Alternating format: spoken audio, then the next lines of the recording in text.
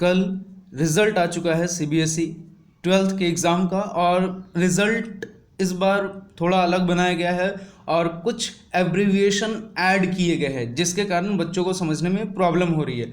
मैंने essential repeat के ऊपर कल एक वीडियो बनाया था जिसमें बहुत सारे क्वेश्चन पूछे जा रहे थे। RW, RL और RT ये सब क्या है, अभी भी कमेंट्स आ रहे हैं, तो इसके कारण मैं ये भी वीडियो बता रहा हूँ आपको कि अगर RW, RL, RT ये सारी चीज़ें अगर लिखी गई है तो इसका मतलब क्या है। ठीक है, तो RW अगर आपका लिखा हुआ है तो इस बात को समझिए पहले।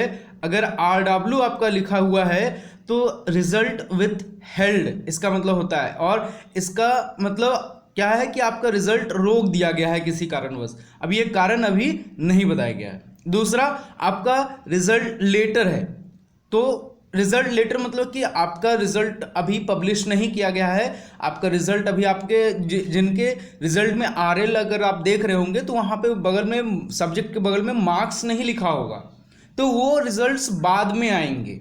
ठीक है, तो अभी सीबीएसई बहुत तरीकों से एक्सपेरिमेंट कर रहा है किस तरीके से कि बच्चों को पास किया जाए, तो ये बात को समझिएगा। और रिपीट इन थ्योरी या रिपीट थ्योरी कह लीजिए, जो भी कह लीजिए, तो इसका मतलब है कि अगर जिस पेपर के बगल में लिखा हुआ है रिपीट थ्योरी, तो उस थ्योरी उस सब्जेक्ट के पेपर को रिपीट करना पड़ेगा आपको, मतलब वो एग्ज़ाम देना पड़ेगा।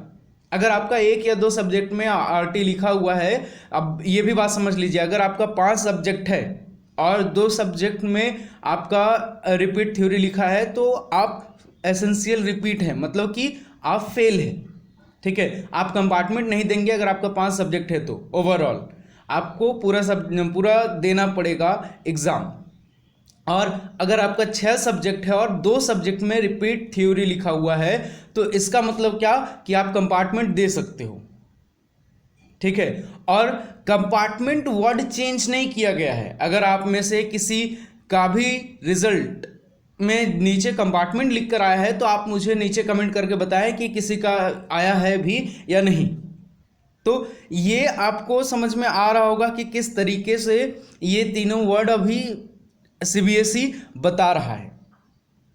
आगे और भी कई सारे प्रॉब्लम्स आ रहे हैं बच्चों को कि किस तरीके से रीचेक होगा, किस तरह से इवैल्यूएशन होगा, किस तरीके से आपका रिकैलकुलेट होगा एग्जाम्स का रिजल्ट का मार्क्स।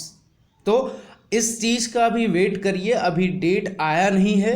ऑल्दो जब आएगा तो प्रोसेस आपका सारा का सारा ऑनलाइन है, आपको कहीं जाने की ज़रूरत नहीं पड़ेगी। ठीक है, तो आप रीचेक या रिवैल्यूएशन जो भी करवाना चाहेंगे आपका हर एक चीज़ ऑनलाइन होगा। इसका वीडियो लगभग मैं शाम तक डाल दूंगा, और जब डेट आएगा तो डेट के बाद भी मैं बता दूंगा।